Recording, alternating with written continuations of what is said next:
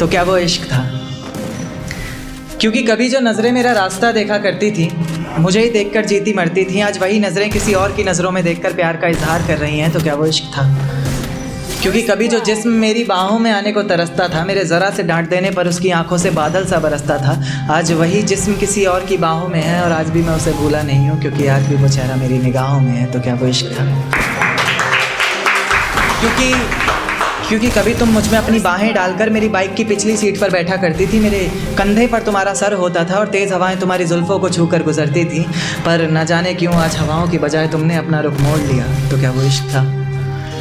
क्योंकि कभी जो आवाज़ मुझे जगाने, हंसाने और मनाने के लिए निकलती थी, हाँ मुझे ये भी याद है कि तुम ही मुझे मनाती थी, चाहे मेरी गलती थी, आज वही आवाज़ किसी और को सताने के लिए निकलती है। तो क्या वो इश्क था?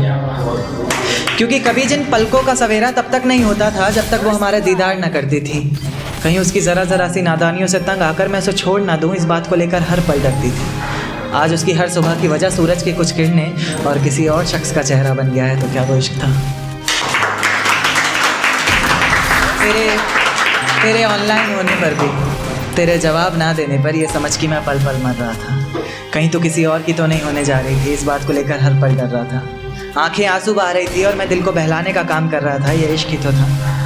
अब दिल महफिलों से डरने लग गया है, आंखें किसी और से मिलने से पहले ही पीछे हटती हैं। अब दिल महफिलों से डरने लग गया है, आंखें किसी और से मिलने से पहले ही पीछे हटती हैं। खुदा तुझे भी एक दिन ऐसा दिखाए, क्योंकि तुझे भी तो पता चले कि भीगे हुए तकिए पर रात कैसे कटती है। कैसे छुप छुप कर रोया जाता है, कैसे पलकों के साथ साथ हाथों को भी भिगोया जाता है। तुझसे इतना प्यार करते हुए भी तुझे तड़पाने के बारे में सोचकर आंखें भर तो आती हैं, लेकिन मैं भी क्या करूं, जहां इतनी मोहब्बत होती है वहां हद से ज़्यादा नफरत हो ही जाती है।